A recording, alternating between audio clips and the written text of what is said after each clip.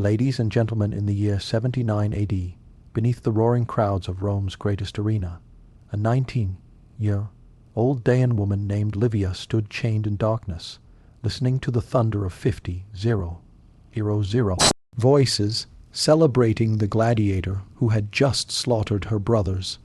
What happened to her in the next 3 hours would become Rome's most carefully buried secret, a practice so brutal that even the empire's own chroniclers debated whether to record it. This is the story that Roman senators tried to erase from history. The dark reward that turned victory into a license for the unspeakable, and the truth about what spoils of war really meant when the sand turned red and the gates closed behind the champions.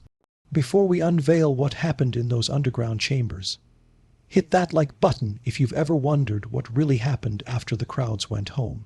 Subscribe, because what comes next will fundamentally change how you see ancient Rome. Comment below. Did Roman entertainment go too far? Or was this simply the cost of empire? What you're about to hear is documented in the writings of Cassius Dio, verified by archaeological excavations beneath the Colosseum conducted in 2018, and corroborated by Senate records discovered in the Vatican archives. These aren't legends. These are the documented practices that Rome's elite considered entertainment, the arena of blood. Across the breadth of the Roman Empire in the 1st century AD, the Colosseum stood as humanity's monument to spectacle and savagery. The massive stone amphitheater, completed just 1 year earlier in 80 AD, could swallow entire armies into its belly. The air inside perpetually carried the metallic tang of blood, mixed with the acrid smell of animal waste and human sweat.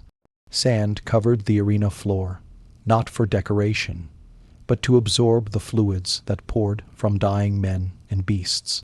Beneath that sand lay a labyrinth of tunnels, cages, and chambers where Rome stored its most valuable commodities, the condemned, the captured, and the conquered. In the shadow of imperial triumph, gladiatorial games served a purpose beyond mere entertainment. They were political theater, religious ritual, and social control, wrapped into one blood-soaked package.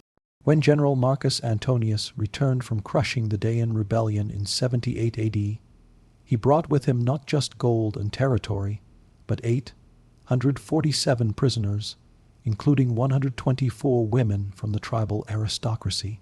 These weren't common peasants. They were daughters of chieftains, wives of warriors, priestesses of foreign gods. Rome didn't just defeat its enemies. It needed to humiliate them to break their spirits so thoroughly that even the memory of resistance would die. The victors and the vanquished. Gaius Valerius Maximus, at 32 years old, stood 6 ft tall, a giant by Roman standards. His body was a canvas of scars, each one representing a fight survived, an opponent killed, a crowd satisfied. Born into slavery after his father's execution for debt, Gaius had spent 14 years in the arena. He'd killed 89 men in sanctioned combat.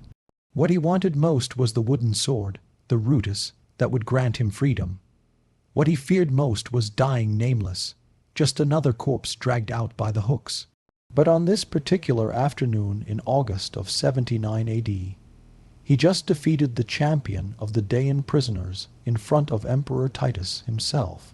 His reward was standard for a gladiator of his rank: 500 denarian gold, a laurel crown, and first choice of the captivy, the female captives.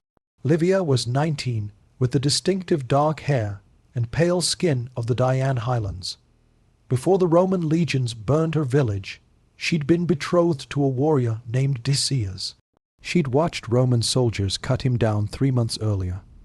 Now she stood in a holding cell with 17 other women, all of them torn from their lives, their families slaughtered, their futures erased.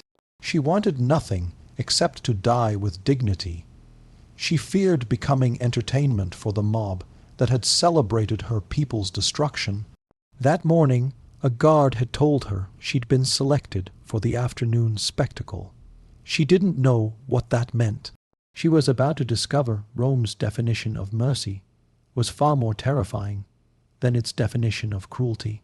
The stakes of empire, what was at risk wasn't just individual lives. It was the very foundation of Roman psychological warfare. The empire had learned that physical conquest wasn't enough. To truly break a people, you had to destroy their symbols, corrupt their sacred traditions, and demonstrate that even their most protected, their women, were now Rome's playthings. This wasn't random cruelty. It was calculated dehumanization. The spectacle of powerlessness reinforced to every conquered nation. Resistance was futile and defeat was total. Little did they know that this particular day's events would eventually become so notorious that the Senate itself would be forced to intervene. The victor's choice, at precisely 3:00, as shadows lengthened across the blood-soaked sand, the master of games descended into the hypogum, the underground complex beneath the arena. In the torchlit corridor that smelled of damp stone and fear, he approached Gisarius Maximus with a bronze tablet listing the available rewards. The gladiator's hands were still trembling from combat adrenaline, his muscles burning, his mind clouded by the proximity to death he just escaped. The emperor acknowledges your victory, the official in Wand. By imperial decree and ancient custom, you are entitled to the spoils of conquest. Select your reward. If only they had known that this routine transaction, repeated hundreds of times before, would set in motion a chain of events that would reach the Senate floor within a month. The tablet listed options: money, wine, a night in a proper bed, or what they called Victoria Carnels, the carnal privilege of victory. For a slave who owned nothing, who could be killed on a whim, this represented one of the few moments of power in an otherwise powerless existence. Roman society not only permitted this, it celebrated it as the natural order. The conquered existed for the pleasure of the conqueror. That was the empire's logic refined over centuries. The preparation in the women's holding cell, a different kind of preparation, was underway. Guards entered with buckets of water, not for drinking, but for washing. The women were scrubbed, their hair untangled, their torn clothing replaced with simple tunics. Livia watched as two attendants worked through the group systematically, examining each woman, making notes on wax tablets. One older woman, a priestess named Zalmoxis, who'd served in the Dean Temple of the Sun, whispered the truth they all dreaded. They're making us presentable for the games or for after. The preparations were complete, but something else was being prepared. Something that would turn routine exploitation into a scandal that would echo through the centuries. In the amphitheater above, 50-0 spectators were settling in for the afternoon secondary entertainment. Between major gladiatorial bouts, the arena masters staged what they called theatrical interludes, mock battles, hunts, and what Roman historians delicately termed mythological reenactments. These often included condemned prisoners forced to act out scenes from mythology, usually ending in actual death, dressed up as divine entertainment. But today's program had a special feature: the triumph of Rome over barbarian shame. The arena awaits. At 3:20, Dean women were led up through the underground elevator system, an engineering marvel designed to deliver fighters, animals, and props directly onto the arena floor through trapdoors. Livia emerged into blinding sunlight and deafening noise. The crowd's roar hit like a physical force. She could smell roasting meat from vendors, perfume from the aristocratic sections, and underneath that, the copper stink of dried blood on hot sand. What should have been a quick, brutal execution became something far more calculated. The women were arranged in a line while a herald announced their crimes: resistance to Roman authority, harboring rebels, refusing to acknowledge Roman gods. Then came the twist. They would be given a chance to earn mercy by fighting each other in pairs. Armed with wooden swords while wearing torn clothing meant to maximize humiliation. The victors would be claimed by champions of Rome. The losers would die. If you're stunned discovering this level of calculated cruelty, hit that like button. The next part reveals how this entertainment became policy. The breaking point. The wooden swords were distributed. Livia gripped hers, feeling the rough grain against her calloused palm. Across from her stood Decius Camicicus, a woman who taught Livia how to weave, who sung at her betrothed ceremony. Their eyes met, the crowd screamed for blood, the afternoon sun beat down mercilessly. The master of games raised his hand, dropped it. Neither woman moved. The crowd's roar shifted from excitement to confusion to anger. Fight, they screamed. Barbarian cowards, missiles began raining down. Olive pits, chicken bones, refuse from the concession areas. Still, the women stood motionless, wooden swords at their sides. It was the most powerful act of resistance available to the powerless. Refusal. For 90 seconds, the most powerful empire on earth was defied by two unarmed women standing still. Then the guards moved in. What should have been theater became brutal reality. Camicicus was struck from behind with the flat of a gladius. She fell, the crowd cheered. Livia screamed and rushed to her side, dropping her wooden sword. The guards dragged them both away, not to execution, but to something the crowd found equally entertaining. The true horror revealed in the Hippotium, the administrative machinery of exploitation ground forward with bureaucratic efficiency. A scribe recorded in official ledgers. 20 female captives, Dishaean origin, processed for post-victory allocation. Another notation, too resistant, transferred to private chambers for champions' exclusive use as per tradition. What followed would be remembered as Rome's most efficient system of dehumanization, the absolute commodification of human beings. Libby and Camicicus were separated. Each was taken to different chambers, small rooms with stone benches, iron rings set into walls, and doors that locked from the outside. The rooms were well-lit, clean, and utterly terrifying in their mundane efficiency. This wasn't some dark dungeon of improvised horror. These were purpose-built spaces, part of the arena's architecture, as planned as the tunnels for lions or the elevators for gladiators. Gaius Valerius Maximus entered Livia's chamber at 4:00. The door opened, eyes met, silence fell. He was still in his arena armor. Blood, not his own, splattered across his chest. She was backed against the far wall, weaponless, exhausted. Between them was the abyss of Roman law. He had every legal right to whatever he chose to do. She had no rights at all. She was property, spoils, a reward earned in blood. Historical records don't tell us what Gaius felt in that moment. Did he see a human being? Did he see a victory trophy? Did he question the system that made him both victim and perpetrator? We know only what happened next, recorded not by Gaius or Livia, but by a clerk processing routine paperwork. And then the unthinkable happened, the act of defiance. Gaius removed his helmet, set down his sword, sat on the stone bench, head in his hands. For 5 minutes, an eternity measured in heartbeats, he said nothing. Livia remained frozen, every muscle tensed for violence that didn't come. Finally, he spoke in broken Dacian, learned from other prisoners. What was his name, whose name, the man they made you watch die? This warrior I killed today. No, a different one. 3 months ago. Gaius nodded slowly. I killed a disciplist today. Maybe a brother, maybe a cousin. Your people love that name. What followed was not the assault Rome's system expected, but a conversation between two people the empire had tried to strip of humanity. Gaius told her about his father, executed when Gaius was 9. Livia told him about her village burning. 2 hours passed. Guards checked twice, heard talking, assumed compliance, left them alone. At 6:00, Gaius made a decision that would cost him everything. He stood, walked to the door, called for the guard. This woman is sick, he announced, contaminated. I reject her. Take her to the physician. It was the only loophole in the system.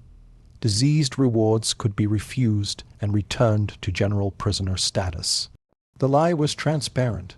The guard knew it. But the system had its rules, and refusing a gladiator's claim was bureaucratically simpler than investigating his motives. Livia was removed to the medical holding area. The immediate consequence, she died anyway, 3 days later, not from violence but from infection, a common death in Roman captivity. The medical holding area was overcrowded, unsanitary, and indifferent. The very mercy that spared her from one horror delivered her to another. Gas never saw her again. He fought twice more that month, won both times, refused rewards both times. The empire held its breath. Rumors spread through the gladiatorial barracks. Maximus had gone soft, had converted to one of those strange Eastern religions that preached mercy, had been cursed by Daean witchcraft. In truth, he'd simply remembered he was human. And then the storm broke, Rome's reckoning. On September 15th, 79 AD, Senator Quintus Aurelius Asronicus stood before the Senate with a formal complaint. His nephew, a junior gladiator, had been beaten by his trainer for refusing the traditional rewards after victory. The nephew claimed he'd been inspired by Maximus's example. The trainer argued he was enforcing proper Roman values. The case was trivial, except that it forced the Senate to acknowledge publicly what everyone knew existed. According to accounts preserved in the Senate records, a heated debate ensued regarding the propriety of certain practices related to defeated female captives. That bland language concealed a brutal 4-hour argument about whether Rome's treatment of conquered women had crossed from acceptable cruelty into something that even hardened senators found excessive. The conservative faction led by Senator Fabius argued tradition. Our ancestors conquered their enemies utterly, body and soul. This made Rome great.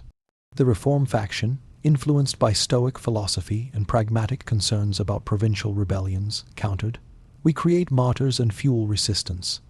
Dead rebels can't breed more rebels, but traumatized survivors return home. Stories that ignite generations of hatred. The decisive factor wasn't morality. It was politics. 3 separate provincial governors had reported increased rebellion activity, specifically citing Roman treatment of captive women as recruiting propaganda for anti-Roman resistance. The empire was hurting itself. The official response on October 1st, 79 AD. The Senate passed what historians called the Lex Captigi, the law of captive women. Its provisions were narrow but revolutionary. Female prisoners of war could no longer be used as rewards in public spectacles. Private exploitation continued. The law didn't free anyone, but the public theater of humiliation ended. Enforcement was spotty. Many arena managers ignored it, but the principle was established. Even Rome had limits, at least in public. Gaius Valerius Maximus was granted his freedom 3 months later, not from mercy, but for winning 5 more consecutive fights. His final recorded act as a free man was purchasing and freeing one Dian woman from slavery. Historical records list her name simply as Camus. Whether she was the same woman who stood beside Livia in the arena remains unconfirmed, but strongly suspected. The hidden cost. Imagine Gaius's realization that his one act of mercy saved one woman for days while accomplishing nothing for the thousands who came before or the hundreds who followed. The system was too vast, too embedded, too profitable to break. His gesture was drops in an ocean of blood. Imagine Livia's final hours dying of infection in a crowded cell, knowing she'd been spared one horror only to succumb to another, knowing that in Rome's calculus, her death was too mundane to record, while the gladiators' unusual mercy became a footnote in Senate debates. The tragedy isn't that Rome was cruel. Cruelty defined ancient warfare. The tragedy is that Rome systematized it, bureaucratized it, turned human suffering into efficient entertainment with supply chains and record-keeping. Centuries later, in 2018, archaeologists from the University of Rome, led by Dr. Isabella Fornato, excavated the Hypo gum beneath the Colosseum's eastern section. They discovered something the tourist maps don't show: a network of small rooms with iron rings set into walls, drainage channels cut into floors and scratch marks on stone, desperate fingers seeking purchase, seeking escape, seeking any proof they'd existed. Carbon dating and architectural analysis confirmed these rooms were original to the 880 construction, purpose built, not later additions. They found pottery fragments used for carrying water and food, suggesting prolonged occupation. Most telling, they found 6 bronze identification tags stamped with the word Captiva and dates ranging from 7,982 AD. Dr. Fortunato's team compared these findings with textual evidence. Castillo's historical writings from the 3rd century explicitly describe chambers for the allocation of conquered women to victorious fighters. Seneca's letters written decades earlier reference the practice without details. Tacitus, usually graphic in describing Roman brutality, was oddly silent on specifics, leading scholars to suspect even he found it too disturbing to chronicle fully. Competing theories emerged. Some historians argue the practice was rare, limited to specific celebrations. Others, citing the specialized architecture and multiple historical references, argue it was systematized and routine. The truth likely falls between, neither constant nor rare, but common enough to require dedicated facilities. Cultural legacy: the story has echoed through centuries. The 19th century historian Theodore Mommsen called it Rome's most efficient dehumanization. The 2000 film Gladiator hinted at it obliquely. Modern scholars debate whether discussing it sensationalizes Roman cruelty or necessarily confronts historical truth. Why does it still matter? Because it shows how civilizations justify cruelty through law, tradition, and entertainment. Rome wasn't uniquely evil, but it was uniquely efficient at institutionalizing evil, making brutality banal, turning screams into applause. The universal lesson: this tragedy teaches us that the distance between civilization and barbarism isn't measured in technology or architecture, but in how we treat the powerless. Rome built aqueducts that still stand while simultaneously building rape chambers under entertainment venues. Engineering genius and moral bankruptcy coexisted seamlessly. It reveals how power dynamics distort humanity on both sides. Gas was simultaneous victim, enslaved, forced to kill, and perpetrator granted power over someone even more helpless. The system made monsters of people who might have been neighbors, made entertainment of suffering that should have sparked empathy. It demonstrates the danger of tradition as justification. Our ancestors did it became Rome's answer to every moral question. When custom replaces conscience, atrocity becomes routine. The questions that remain: what other secrets hide beneath the monuments we celebrate? How many tourist attractions are built to top layers of buried suffering? When does acknowledging historical horror become necessary? And when does it become exploitation? Picture Livia's last conscious thought, dying of infection in a cell beneath the greatest architectural achievement of her era. Did she wonder if anyone would remember? Did she imagine archaeologists 2 millennia later would find her identification tag and speak her name? History's darkest chapters teach us that progress isn't inevitable, that civilization is fragile, and that every generation must choose between empathy and expedience. Rome chose spectacle. The cost was counted in lives forgotten, but the lesson survives in ruins beneath the sand. The legacy endures, so a gladiator's victory became a license for dehumanization. A routine reward system became Rome's most carefully buried scandal. 847, Diane prisoners became footnotes in imperial ledgers. One woman's name, Livia, survived only because a gladiator made an unusual choice that accomplished nothing except proving humanity could flicker even in Rome's darkest corners. If this story left you shaken, subscribe, because history's uncomfortable truths matter more than comfortable myths. Hit that bell for our next investigation into the Colosseum's hidden chambers, where we'll explore what happened to the 5-0 animals slaughtered in the arena's opening games, and why archaeologists found human bones mixed with theirs. Tell us in comments what unsettled you most: the systematic nature of the exploitation, or Rome's efficiency at making it routine. Next time we'll investigate the Vestal virgins who were buried alive for breaking their vows. Except one of them might have been framed by an emperor seeking political revenge. The evidence just discovered in 2023 changes everything historians thought they knew. Until then, remember, history's darkest secrets are often hidden beneath civilization's greatest monuments. The blood on the sand wasn't always from battle. Sometimes it was from innocence turned spectacle, from power unrestrained, from the moment humanity looked away while evil applauded. Thank you for watching the video, and don't forget to subscribe to the channel. Did you like my story or not? Please tell me in the comments.